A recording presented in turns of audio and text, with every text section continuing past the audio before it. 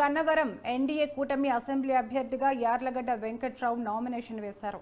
Party నేతలు కార్యకర్తలతో కలిసి భారీ ర్యాలీ ద్వారా ఆర్ఓ కార్యాలయానికి చేరుకున్న యార్లగడ్డ నామినేషన్ పత్రాలను గీతాంజలి శర్మకు సమర్పించారు. చంద్రబాబు వల్లే రాష్ట్రం అభివృద్ధి చెందుతుందని యార్లగడ్డ తెలిపారు. నారా భువనేశ్వరి అవమానించబడ్డ చోట టీడీపీ జెండా ఎగురవేసి అది ఆమెకు గిఫ్ట్గా ఇస్తానన్నారు.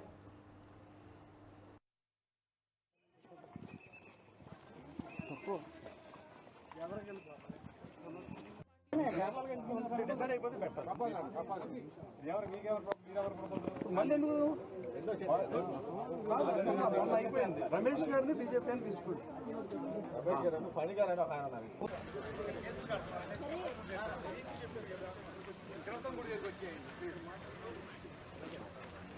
ఈరోజు నామినేషన్ వేసిన సందర్భంగా బీజేపీ, జనసేన, తెలుగుదేశం పార్టీ నాయకులు, కార్యకర్తలతో కలిసి ఈరోజు నామినేషన్ వేయడం జరిగింది. మన 18వ తారీఖు మంచిదని ఒక 2 సెట్ల నామినేషన్లు పర్సనల్గా ఇచ్చా. ఈరోజు అన్ని పార్టీల నాయకులు, 3 పార్టీలు కూటమి నాయకులు అందరూ కార్యకర్తలు కలిసి గన్నవరం నియోజకవర్గం అన్ని గ్రామాల నుంచి 3 పార్టీల నాయకులు, కార్యకర్తలు, గన్నవరం ప్రజలు,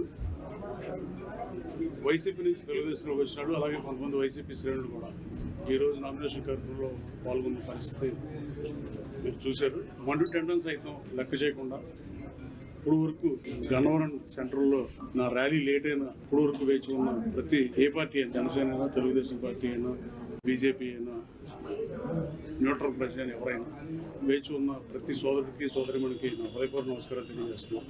ఎంత ఎండలో కూడా ఈ టైం దాకా